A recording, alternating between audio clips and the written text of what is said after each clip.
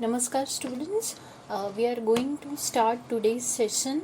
It is related to cash flow statement. We are continuing with the indirect method of cash flow statement. So we are going to solve the next question with indirect method of cash flow statement. Please refer page number 87 of the new book. You will find this question. This is a solved question and this is very important question. Probably इस question में indirect method से related सारे ही concept cover हो जाएंगे आपके, और बहुत अच्छा क्वेश्चन है, ये सॉल्व क्वेश्चन है। और इसके बाद आपको प्रैक्टिस के लिए एक्सरसाइज में अनसॉल्व क्वेश्चन भी दे रखे हैं। पहले हम सॉल्व क्वेश्चन करेंगे, समझेंगे कॉन्सेप्चुअली हर आइटम का इफेक्ट किस तरह से दिया गया है कैश फ्लो स्टेटमेंट के प्रिपरेशन के लिए। So please open page number 87 of your book. So on page number 87, if you look at the page number 87, okay, this is page number 87, please go through this. Page number 87 से question start होता है और page number 88 पर इसका solution है और आधा question page number 88 पर जा रहा है, ठीक है। तो let's see the question. From the following information prepare the cash flow statement of Galaxy limited. आपको कैश फ्लो स्टेटमेंट प्रिपेयर करना है गैलेक्सी लिमिटेड का, बट ऑब्वियस सी बात है गैलेक्सी लिमिटेड वर्ड है, मतलब एक कंपनी है, और कैश फ्लो स्टेटमेंट प्रिपरेशन जो कंपलसरी है वो कंपनी के लिए ही है। एसेंशियल जो फाइनेंशियल स्टेटमेंट का पार्ट है as a cash flow statement, वो सिर्फ कंपनीज के लिए एप्लीकेबल है, राइट। तो कंपनी की आपको बैलेंस शीट दे रखी है। If you look at the balance sheet, आपको बैलेंस शीट दे रखी है एज ऑन 31 मार्च 2019। जब भी हम कंपनी के केस में बात करते हैं तो शायद हम पहले भी ये डिस्कस कर चुके हैं कि कंपनी के केस में जब भी कैश फ्लो स्टेटमेंट या फिर आप कहें कि कोई भी फाइनेंशियल स्टेटमेंट जैसे P&L स्टेटमेंट बनता है या बैलेंस शीट बनती है, तो उसमें करंट ईयर या करंट पीरियड के अमाउंट के कॉलम के साथ साथ आपको प्रीवियस ईयर के अमाउंट के कॉलम भी दे रखे होते हैं। एंड ये दिया जाना कंपलसरी है because it is a format. Companies act 2013 का जो शेड्यूल 3 है उसमें ये फॉर्मेट डिफाइंड है, तो हम मन से नहीं बना रहे हैं। This is a format which is required by the law. ये लॉ की रिक्वायरमेंट है, आपको जो फाइनेंशियल स्टेटमेंट सबमिट करना है वो उसी फॉर्मेट में सबमिट करने हैं। और बट ऑब्वियस ही बात है, according to the schedule 3 of the companies act 2013 आपको प्रीवियस ईयर के अमाउंट के कॉलम साइमल्टेनियसली देने होते हैं हर फाइनेंशियल स्टेटमेंट में, ताकि कंपैरेटिवली एनालिसिस किया जाए किसी भी कंपनी के फाइनेंशियल स्टेटमेंट का। So now look at the question. Balance sheet में सेम वही वैसे ही दे रखा है। एक आपको जो अमाउंट का कॉलम दे रखा है वो दे रखा है एज ऑन 31 मार्च 2019, बिकॉज ये जो बैलेंस शीट है वो for the year ended on 31 March 2019 है। साथ ही में आपको एक कॉलम दे रखा है 31 मार्च 2018 का, क्योंकि ये प्रीवियस ईयर का अमाउंट का कॉलम है और वो एज पर फॉर्मेट कंपलसरी इसलिए दिया हुआ है। नाउ बहुत इम्पॉर्टेंट एक चीज़ आपके इस क्वेश्चन में मैं यहाँ पर आपको बता दूँ। जो लोग ये पहली बार कर रहे हैं क्वेश्चन, प्लीज़ ध्यान दीजिएगा, आपकी बुक में क्वेश्चन में एरर है, मिस्टेक है। आप प्लीज़ उस एरर को, मिस्टेक को करेक्ट कर लीजिए। देखिए यहाँ पर जो करेक्शन है वो आपको पिक्चर में दिख रहा होगा। तो पहला आइटम है आपका इक्विटी शेयर कैपिटल, जिसमें कोई करेक्शन नहीं है, ये एकदम करेक्ट रिकॉर्डेड है। पिछले साल इसका फिगर था 4,05,000 और इस साल इसका फिगर है 5,72,500। दूसरा आइटम है बैलेंस शीट में 12% प्रेफरेंस शेयर कैपिटल। पिछले साल इसका बैलेंस था 2,70,000 और इस साल इसका बैलेंस है 1,35,000। नेक्स्ट आइटम जिसमें करेक्शन है, जिसमें करेक्शन आपको करना पड़ेगा, इसमें मिस्टेक है, and that is 14% debenture.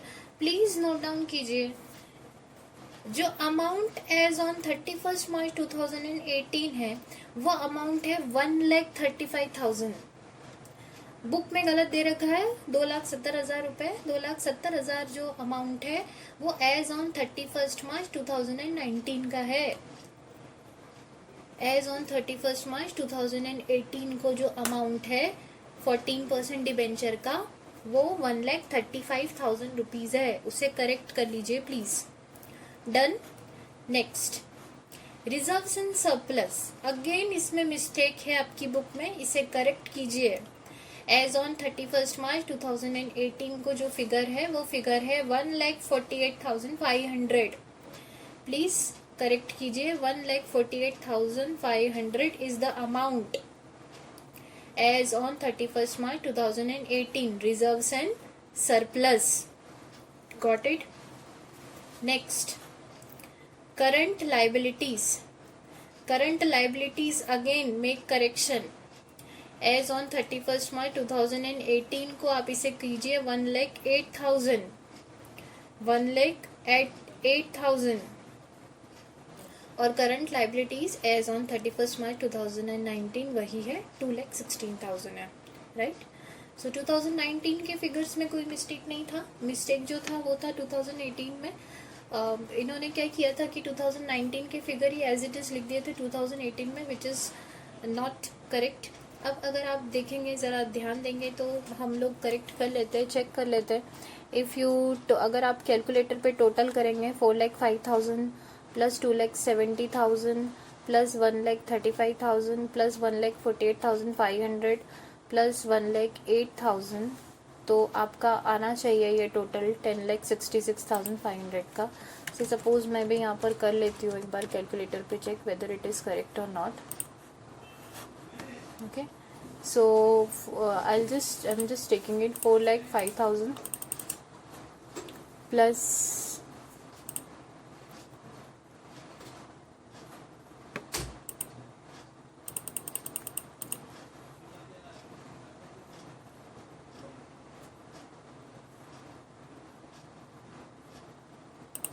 4,05,000 plus 2,70,000 plus 1,35,000 plus 1,48,000 plus 1,08,000, total आ रहा है 10,66,000। ये 1,48,500 था। ओके, इसलिए 500 का मेरा टोटल मिसमैच आ रहा है, बट 1,48,500 था इसलिए वो करेक्ट आएगा। तो आपके जो फिगर्स है आपने, आई होप आपने करेक्ट कर लिए होंगे, आपने चेक कर लिए होंगे। राइट। सो अभी ये वाले जो फिगर है आपके करेक्ट है। Next move on to the question. Assets में अगर आप असेट साइड देखेंगे तो फिक्स असेट्स कितना आ रहा है आपका 8,37,000, प्रीवियस ईयर में आ रहा है 6,88,500 और करंट ईयर में 8,37,000 है। इन्वेस्टमेंट आपके 1,08,000 करंट ईयर के हैं और पिछले साल में 40,500 के हैं। कैश इन हैंड 2,01,250 एंड पिछले साल 54,000 थे। अदर करंट असेट्स दे रखा है आपको, लास्ट ईयर 270 थी, इस साल 4,05,000 है। Discount on issue of debenture पिछले साल 13,500 थे, इस साल 6,750 है। नेक्स्ट पेज पर आपको एडिशनल इन्फॉर्मेशन दी हुई है क्वेश्चन की, and that additional information is, पहला पॉइंट है डेप्रीसिएशन दिया हुआ है। Depreciation charged on fix asset 81,000 rupees है। नेक्स्ट है N interim dividend of 15% was paid on equity shares. Additional shares were issued on 31 March 2019। Okay, ठीक है। Preference shares were redeemed at a premium of 15%। ठीक है। Fixed assets with a book value of rupees 54,000 were sold at rupees 33,750. Okay. Preference dividend paid during the year 32,400 है। Debenture interest paid during the year 18,900। तो अब हमने ये question complete पूरी तरह से पढ़ा है। बहुत इंपॉर्टेंट है कि सबसे पहले आप क्वेश्चन को ध्यान से पढ़े। देखिए, मैं बहुत आराम से क्वेश्चन को पढ़ती हूँ बिकॉज क्वेश्चन पढ़ना बहुत ज़्यादा इम्पोर्टेंट है, ताकि आप भी क्वेश्चन को ध्यान से सुने, पढ़े, समझे। देखिए, अगर आप नोटिस करेंगे तो एडिशनल इन्फॉर्मेशन में ना, यहाँ पर पहले पॉइंट में डेप्रिसिएशन दिया है, फिर दूसरे पॉइंट में कुछ इन्फॉर्मेशन है जो इक्विटी शेयर से रिलेटेड है, देन थर्ड पॉइंट में जो इन्फॉर्मेशन है वो प्रेफरेंस शेयर कैपिटल से रिलेटेड है। देन फोर्थ पॉइंट में जो इन्फॉर्मेशन है वो फिक्स एसेट्स से रिलेटेड है। देन फिफ्थ पॉइंट में इन्फॉर्मेशन प्रेफरेंस के डिविडेंड से रिलेटेड है। सिक्स पॉइंट में इन्फॉर्मेशन डिवेंचर इंटरेस्ट से रिलेटेड है। कहीं ना कहीं ये सभी इन्फॉर्मेशन हमें काम में आने वाली है और बहुत ज़रूरी है ये समझना कि इनका ट्रीटमेंट हम किस तरह से करने वाले हैं कैश फ्लो स्टेटमेंट को प्रिपेयर करते time. Okay, so let's start with the solution. We will start preparing the cash flow statement. आप ऊपर हेडिंग डालेंगे, कंपनी का नाम डालेंगे Galaxy limited. Cash flow statement आप कौन सी ईयर का बना रहे हैं? For the year ended on 31 March 2019। So for the year ended on 31 March 2019। Okay, now let's start with the question. हम इनडायरेक्ट मेथड, देखिए अभी क्वेश्चन को देखकर आपको समझ में आना चाहिए कि डायरेक्ट मेथड है या इनडायरेक्ट मेथड है। सबसे इम्पॉर्टेंट चीज़ तो ये है कि आपको क्वेश्चन में दे नहीं रखा है कि आपको कैश फ्लो स्टेटमेंट बनाना कैसे है, डायरेक्ट मेथड लगानी है या इनडायरेक्ट मेथड लगानी है।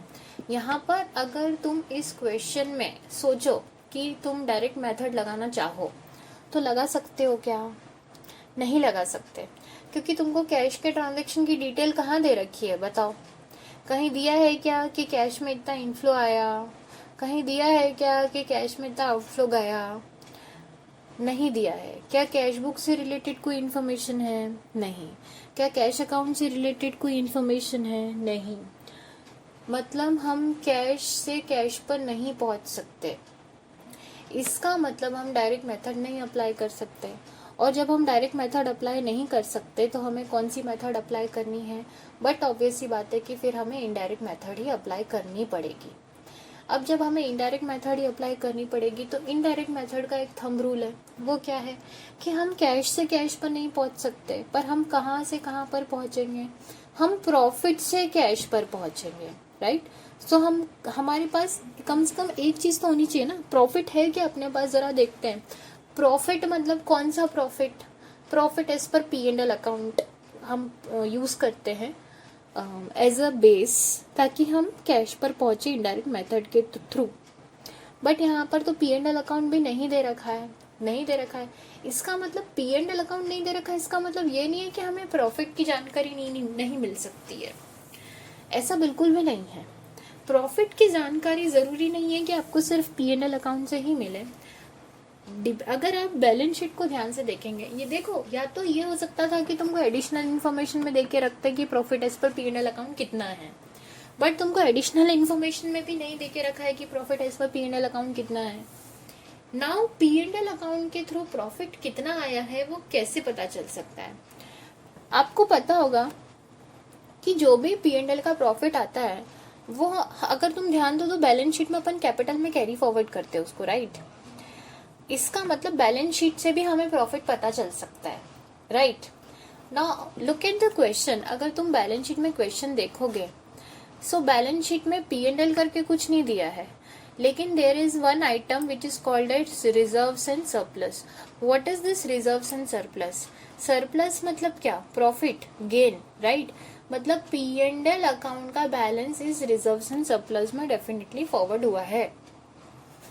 नाउ इफ यू नोटिस तो पिछले साल तुम्हारा प्रॉफिट कितना था? 1,48,500 था। इस साल प्रॉफिट कितना है? 3,64,500 है। मतलब तुम्हारा ये जो प्रॉफिट है, ये जो सरप्लस है, ये बैलेंस क्या हो गया है? बढ़ गया है।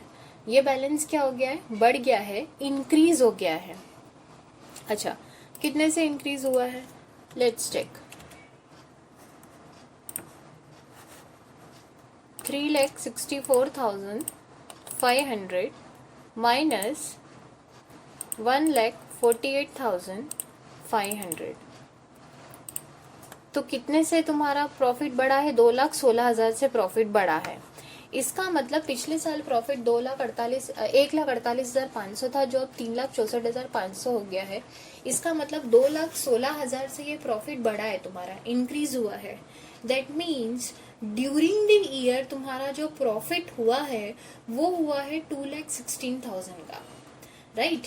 पिछले साल 1,48,500 था, वो उसमें हमने कितने से बढ़ा दिया? 2,16,000 से। तो अब सरप्लस का टोटल बैलेंस कितना हो गया 3,64,500। मतलब क्या हुआ 18 और 19 के बीच में, मतलब ड्यूरिंग द ईयर तुमने जो सरप्लस कमाया, जो प्रॉफिट कमाया, वो कितना कमाया 2,16,000 का कमाया ना, राइट। इसका मतलब ड्यूरिंग द ईयर जो तुम्हारा प्रॉफिट है वो कितना है 2,16,000 रुपए है। So profit as per P&L account तुमको कहाँ से पता चल गया, ये रिजर्व्स एंड सरप्लस के थ्रू पता चल गया जो तुमको बैलेंस शीट में दे रखा है, right. So during the year का प्रॉफिट कितना है 2,16,000। Now this is the basic, तुम्हारा ये एकदम रूट पॉइंट है, बेसिक पॉइंट है जहाँ से हम स्टार्ट करेंगे इनडायरेक्ट मेथड के थ्रू कैश फ्लो स्टेटमेंट बनाना। ये बहुत इंपॉर्टेंट है, देखिए, क्योंकि अगर ये नहीं होगा तो तुम कैश पे नहीं पहुंच पाओगे, because indirect method is all about कि तुम कैसे प्रॉफिट से कैश पर पहुंचो। तो इसलिए अब हम प्रॉफिट से कहाँ पे पहुंच रहे हैं, कैश पे, दैट इज 2,16,000 से we will start the question. So let's look at the question. Solution में अगर हम देखेंगे, नेक्स्ट पेज पर आपको सॉल्यूशन दे रखा है। सॉल्यूशन में देखो स्टार्ट किया है इन्होंने cash flow statement from operating activity, क्योंकि हम सबसे पहले कैश फ्लो निकालते हैं ऑपरेटिंग एक्टिविटी से। अब देखिए स्टार्टिंग कैसे की है, net profit as per P&L account कैसे निकाला है 3,64,500 माइनस क्या किया है 1,48,500। So profit as per P&L account कितना रिकॉर्ड किया है 2,16,000 रुपए से रिकॉर्ड किया है। This is your starting point of the question, done. So अगर तुम देखोगे तो रिजर्व्स एंड सरप्लस, मतलब ये वाली इंफॉर्मेशन जो है वो तुम क्वेश्चन की यूज कर चुके हो, डन। नेक्स्ट आगे बढ़ते हैं। अब ना हम क्वेश्चन स्टार्टिंग से स्टार्ट करते हैं, क्योंकि देखो अभी अपन ने स्टार्टिंग पॉइंट तो कर दिया, profit as per P&L record कर दिया, ठीक है, क्वेश्चन स्टार्ट कर दिया ना। अब जो भी क्वेश्चन में दे रखा है ना वो हम स्टार्टिंग से पढ़ेंगे और उससे रिलेटेड देखते जाएंगे कि कुछ एडिशनल इन्फॉर्मेशन दे रखी है क्या, और उसको फिर ट्रीट करते जाएंगे कैश फ्लो स्टेटमेंट में, ठीक है। अब जरा तुम कैश फ्लो स्टेटमेंट का ना एक थोड़ा सा ऐसा फॉर्मेट बना के रखो। अभी तो ये सॉल्व क्वेश्चन है इसलिए, अदरवाइज जब भी तुम प्रैक्टिस करोगे तो एक्सेल पे करोगे। एक्सेल पे करोगे तो तुम लोग क्या करोगे, पहले ऑपरेटिंग एक्टिविटी हेडिंग देना, थोड़ी स्पेस छोड़ देना, फिर हेडिंग क्या दोगे इन्वेस्टिंग एक्टिविटी, थोड़ी स्पेस छोड़ देना, फिर हेडिंग क्या दोगे फाइनेंसिंग एक्टिविटी, फिर स्पेस छोड़ देना। इस तरह से तीनों एक्टिविटी की हेडिंग देना, और जो जो भी एक्टिविटी क्वेश्चन में आती जा रही है वो रिस्पेक्टिवली उस एक्टिविटी में हम लोग रिकॉर्ड करते जाएंगे, ठीक है। सो अब let's start with the question from starting. देखो अब सबसे पहले बैलेंस शीट में सबसे पहला आइटम क्या दे रखा है तुमको, equity share capital first item है। इक्विटी शेयर कैपिटल को अगर तुम देखो तो पिछले साल इक्विटी शेयर कैपिटल कितनी थी 4,05,000 थी। इस साल इक्विटी शेयर कैपिटल कितनी हो गई है 5,72,500 हो गई है, राइट। इसका मतलब तुम्हारी इक्विटी शेयर कैपिटल बढ़ गई है, राइट। इक्विटी शेयर कैपिटल कितने से बढ़ी है वो देख लेते हैं एक बार। 5,72,500 माइनस 4,05,000 कितने से बढ़ी है तुम्हारी 1,67,500 से तुम्हारी इक्विटी शेयर कैपिटल बढ़ी है। अच्छा, इसका मतलब ये हुआ कि तुमने इक्विटी शेयर कैपिटल बढ़ना कितने से बढ़ी है 1,67,500 से बढ़ी है। इक्विटी शेयर कैपिटल का बढ़ना इंक्रीज होना, इसका मतलब क्या हुआ पहले तो ये समझो। इक्विटी शेयर कैपिटल बढ़ना का मतलब ये हुआ कि तुमने मार्केट में और इक्विटी शेयर कैपिटल इशू करी है, तभी तो तुम्हारी कैपिटल क्या हो गई है इंक्रीज हो गई है, तभी तो लोगों ने तुमको पैसा और दिया है। मतलब तुमने इक्विटी शेयर्स और इशू किए हैं मार्केट में, तभी तुम्हारी कैपिटल क्या हो गई है बढ़ गई है। कैपिटल बढ़ गई है मतलब तुमने शेयर्स इशू किए हैं। शेयर इशू करना मतलब तुमने पब्लिक को और शेयर देके उनसे क्या ले लिया, मतलब कैपिटल क्या है कैपिटल, एज अ कैपिटल तुमने उनसे पैसा इन्वेस्ट करवाया, मतलब तुमको कैश क्या हुआ इनफ्लो हुआ, मतलब ये क्या हुआ पैसा आया है।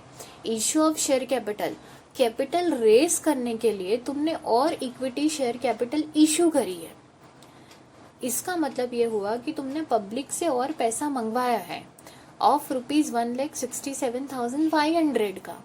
अगर तुमने और मनी मंगवाई है और पैसा मंगवाया है, दैट मीन्स तभी तो तुमने कैपिटल इशू करी है। दैट मीन्स तुम्हारा कैश के टर्म्स में अगर बोलूँ मैं तो ये क्या हो गया इनफ्लो हो गया, राइट। अब ये इनफ्लो तो हो गया, लेकिन अब कैश फ्लो स्टेटमेंट में आना चाहिए डेफिनेटली, क्योंकि ये कैश इनफ्लो है। कौन सी एक्टिविटी से इनफ्लो है ये इनफ्लो है फाइनेंसिंग एक्टिविटी से। क्योंकि देखो capital is all about what, capital is all about कि तुमको फाइनेंस अरेंज करना है, तुमको फंड्स अरेंज करने हैं, इसलिए तुम मार्केट में क्या इशू कर रहे हो, कैपिटल इशू कर रहे हो, राइट। इसलिए ये इनफ्लो है। और कौन सी एक्टिविटी से इनफ्लो है, फाइनेंसिंग से। तो जरा देखेंगे हम सॉल्यूशन में इशू ऑफ इक्विटी शेयर कितना इनफ्लो हुआ तुमको ड्यूरिंग द ईयर, 1,67,500 का हुआ। तो जरा देखेंगे हम सॉल्यूशन में, देखिए 1,67,500 का इनफ्लो बता रहे हैं क्या। फाइनेंसिंग एक्टिविटी में देखिए proceeds from issue of shares, from issue of share, देखो प्रोसीड्स हमने 1,67,000 का इनफ्लो बताया है, ऐड आइटम्स में आएगा, ये पॉजिटिव फिगर है, ऐड है ये, तभी इसे हमने ब्रैकेट में नहीं लिखा है, राइट। तो हमने एक आइटम रिकॉर्ड कर लिया है, मतलब क्वेश्चन में जो एक आइटम दिया हुआ था उससे हमने ये पता लगा लिया कि इनफ्लो हो रहा है कि आउटफ्लो। हाँ, ये इनफ्लो हो रहा है और कौन सी एक्टिविटीज हो रहा है, फाइनेंसिंग। तो हमने कैश फ्लो स्टेटमेंट में फाइनेंसिंग में हमने रिकॉर्ड कर लिया। अब अगर तुम नोटिस करो तो ये इक्विटी शेयर कैपिटल वाला जो तुम्हारा ये जो है इन्फॉर्मेशन है तुमने यूज कर ली है। बट इसके साथ साथ हम एक चीज और देखते हैं कि इक्विटी शेयर कैपिटल से रिलेटेड देखो जो भी आइटम तुमको बैलेंस शीट में आ रहा है ना, उसका एक चीज और कर लेना कि साथ साथ में देखते जाना कि कोई एडिशनल इन्फॉर्मेशन तो नहीं है। अब देखो सर, इक्विटी शेयर कैपिटल से रिलेटेड कुछ एडिशनल इन्फॉर्मेशन है क्या, हाँ है। पॉइंट नंबर 2, एडिशनल इन्फॉर्मेशन का पॉइंट नंबर 2 देखो क्या दिया है इसमें कि N interim dividend of 15% was paid on equity shares and additional shares were issued on 31 March 2019। Okay, बहुत इंपॉर्टेंट इन्फॉर्मेशन दे रखी है कि देखो issue of equity share capital किया तो 1,67,500 का इनफ्लो तो अपन ने रिकॉर्ड कर लिया, लेकिन सेम इक्विटी शेयर कैपिटल के ऊपर तुमने क्या पे कर रहे हो, तुम डिविडेंड भी तो पे कर रहे हो। क्या पे कर रहे हो, डिविडेंड भी पे कर रहे हो। अब एक और फुल स्टॉप के बाद इंफॉर्मेशन दे रखी है उन्होंने सेकेंड पॉइंट में, वो ये दे रखी है उन्होंने कि ये जो एडिशनल शेयर्स है ना, वो इशू तुमने किए हैं 31 मार्च 2019 को किए हैं। अच्छा, एडिशनल शेयर्स कौन से एडिशनल शेयर्स, ये 1,67,500 के। पहले कैपिटल कितनी थी, 4,05,000, अब कैपिटल कितनी हो गई, 5,72,500, मतलब एडिशनल शेयर कितने हो गए, 1,67,500 के एडिशनल शेयर्स हो गए। ये जो 1,67,500 के तुमने एडिशनल शेयर इशू किए हैं, या ये जो 1,67,500 का जो तुम्हारा एडिशनल कैपिटल तुमने रेज किया है, कि तुमने कब इशू किया है, ये तुमने कब रेज किया है, ये तुमने रेज किया है 31 मार्च 2019 को। ये कब किया है, 31 मार्च 2019 को तुमने ये रेज किया है। अब ये 31 मार्च 2019 को तो तुम फाइनेंशियल स्टेटमेंट बना रहे हो यार। तुम कौन से फाइनेंशियल ईयर के लिए बना रहे हो फाइनेंशियल स्टेटमेंट, कौन से फाइनेंशियल ईयर के लिए बना रहे हो cash flow statement, which is ending as on 31 March 2019।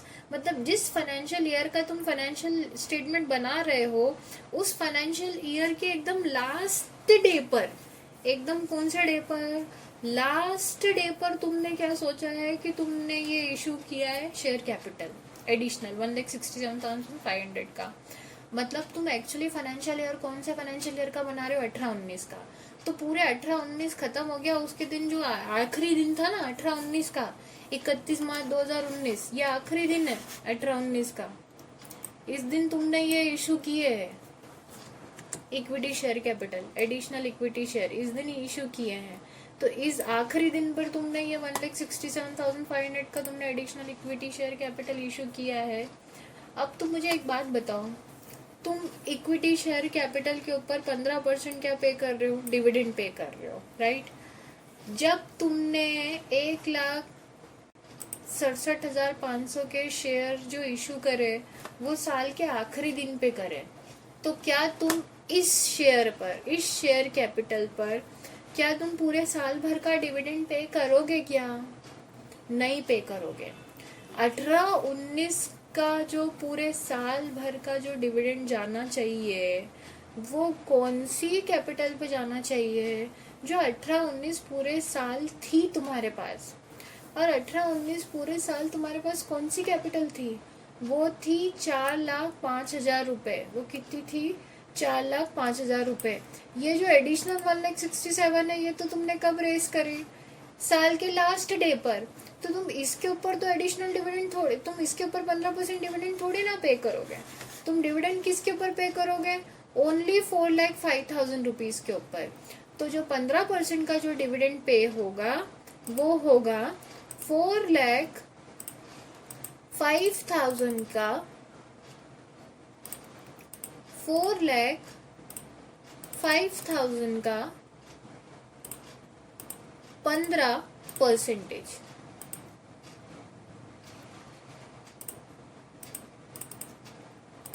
और वो कितना आ रहा है तुम्हारा? 60,750 आ रहा है। इसका मतलब तुम जो डिविडेंड पे कर रहे हो वो कितना पे कर रहे हो? 60,750 पे कर रहे हो। दैट मीन्स ये जो एडिशनल डिविडेंड है, ये जो तुम्हारा डिविडेंड है वो तो पे कर रहे हो ना, पे कर रहे हो मतलब पैसा जा रहा है, पैसा जा रहा है मतलब आउटफ्लो है। अब ये डिविडेंड तुम किसके ऊपर पे कर रहे हो? Share capital. तो जब कैपिटल से रिलेटेड कुछ भी पेमेंट, मतलब फंड रेजिंग फाइनेंसिंग एक्टिविटी से रिलेटेड कुछ भी पेमेंट है, तो ये आउटफ्लो कौन सी एक्टिविटी से हो गया? फाइनेंसिंग एक्टिविटी से हो गया, सिंपल। तो देखो तुम फाइनेंसिंग एक्टिविटी में क्या दिखाओगे? आउटफ्लो दिखाओगे। इंटरिम डिविडेंड पेड बताओगे, कितना बताओगे? 60,750। आउटफ्लो है इसलिए ये नेगेटिव फिगर, इसलिए तुमने इसको काय में रिकॉर्ड करोगे? ब्रैकेट में रिकॉर्ड करोगे। Got it? तो देखो मैंने क्या किया यहाँ पे कि जो भी आइटम आ रहा था, जैसे इक्विटी पहला आया, तो इक्विटी से रिलेटेड जो भी एडिशनल इन्फॉर्मेशन थी ना, वो उसको मैंने कंसिडर कर लिया और उसका कैश फ्लो स्टेटमेंट पर इम्पैक्ट ले लिया ना। दूसरी इंपॉर्टेंट चीज़, ये जो डिविडेंड है ना, इसका एक और इफेक्ट जाएगा। अब अगर तुम ध्यान दो कि अपन ने कंसेप्चुअल एक जो लेक्चर पढ़ा था उसमें अपन ने देखा था कि P&L अकाउंट में डिविडेंड भी डेबिट होता है। अब ये जो तुमने प्रॉफिट लिया है 2,16,000 रुपए, ये तो तुमने P&L अकाउंट के अकॉर्डिंगली लिया है। इसका मतलब P&L अकाउंट में डिविडेंड भी तो डेबिट हुआ होगा ना। और डिविडेंड जो डेबिट हुआ होगा उसको कंसीडर, मतलब वो इनकम में से माइनस होने के बाद ही प्रॉफिट आया है। अब तुमने आउटफ्लो डिविडेंड का कहाँ पे बता दिया? फाइनेंसिंग में बता दिया है। मतलब तुम कैश फ्लो में एक बार यहाँ पे नेगेटिव इफेक्ट ले चुके हो। अब अगर ये प्रॉफिट भी ऑलरेडी उससे कम हो चुका होगा। क्यों? क्योंकि P&L में तुमने उसको क्या किया होगा? डेबिट किया होगा। तो प्रॉफिट में से उसका इफेक्ट हटाना पड़ेगा, अदरवाइज ये 2 बार नेगेटिव फिगर हो जाएगा, मतलब ये 2 बार आउटफ्लो शो हो जाएगा तुम्हारा, which is not correct, which is wrong. तो उसके लिए एक बार उसका इम्पैक्ट को नील करने के लिए हम क्या करेंगे? ऑपरेटिंग से कैश फ्लो निकालने के लिए। अब देखो चूंकि ये जो है 60,750 का जो आउटफ्लो है, ये फाइनेंसिंग आउटफ्लो है, तो तुमने फाइनेंसिंग में शो किया ना। तो ऑपरेटिंग से जब अपन P&L के प्रॉफिट से जब अपन ऑपरेटिंग का कैश फ्लो निकालेंगे, तब हम फाइनेंसिंग आइटम का इफेक्ट यहाँ से क्या करेंगे? हटा देंगे। अब उस इफेक्ट को नील करने के लिए देखो हम क्या करेंगे? Dividend interim dividend paid on equity share capital, ये वाला आइटम, इसको हम क्या करेंगे? ऐड करेंगे। इसको हम क्या करेंगे? देखो ऐड आइटम्स में हम रिकॉर्ड करेंगे इंटरिम डिविडेंड पेड, कितना है? 60,750 का। मतलब हमने क्या किया कि ऑपरेटिंग से कैश निकालने के लिए ऊपर हमने क्या किया? इस डिविडेंड को क्या किया? ऐड किया। और फाइनेंसिंग में से हमने इसको क्या किया? लेस किया, क्योंकि ये आउटफ्लो हो रहा था। और P&L के प्रॉफिट ऑलरेडी इससे P&L में कम हो चुका होगा, मतलब ये P&L में ये डेबिट हुआ रहेगा, तो उसका इफेक्ट नील करने के लिए हमने ऑपरेटिंग से कैश निकालने के लिए ऑपरेटिंग में, मतलब ऊपर हमने क्या किया? इसको ऐड किया। और नीचे क्योंकि ये फाइनेंसिंग का आउटफ्लो है, तो नीचे हमने उसको आउटफ्लो दिखाया और हमने नेगेटिव शो किया है। तो इस तरह से हमने इस आइटम का ट्रीटमेंट किया है। ये समझना बहुत ज़रूरी है, ठीक है, क्योंकि ये एक P&L का आइटम है। डिविडेंड जो डिविडेंड है वो P&L का आइटम है, इसलिए हमने उसको ऑपरेटिंग एक्टिविटी से कैश निकालने के लिए भी कंसीडर किया है और हमने उसको फाइनेंसिंग में भी आउटफ्लो शो किया है। ठीक, सो अब अगर तुम देखोगे तो यहाँ पर ये तुम्हारा पॉइंट नंबर 2 कवर हो गया है। और क्वेश्चन की जो पहली इन्फॉर्मेशन थी इक्विटी शेयर कैपिटल से रिलेटेड, वो भी हम पूरी तरह से कंप्लीट कर चुके हैं। Let's move on to the question. Next item आपको दे रखा है preference share capital. Preference share capital आपको दे रखा है, पिछले साल 2,70,000 थी, इस साल कितनी आपकी 1,35,000 रुपीज़ है। मतलब प्रेफरेंस शेयर कैपिटल आपका जो है वो क्या हो गया है? डिक्रीज हो गया है। डिक्रीज हो गया है, इसका मतलब तुमने प्रेफरेंस शेयर कैपिटल को क्या किया है, रिडीम किया है। और अगर तुम नोटिस करोगे तो पॉइंट नंबर 3 में, एडिशनल इन्फॉर्मेशन के पॉइंट नंबर 3 में तुमको दे भी रखा है कि प्रेफरेंस शेयर कैपिटल का रिडम्पशन हुआ है, और वो भी हुआ है at a premium of 15%, right. Now अब हम देखते हैं कि इसका ट्रीटमेंट हम कैसे करेंगे कैश फ्लो स्टेटमेंट में। ओके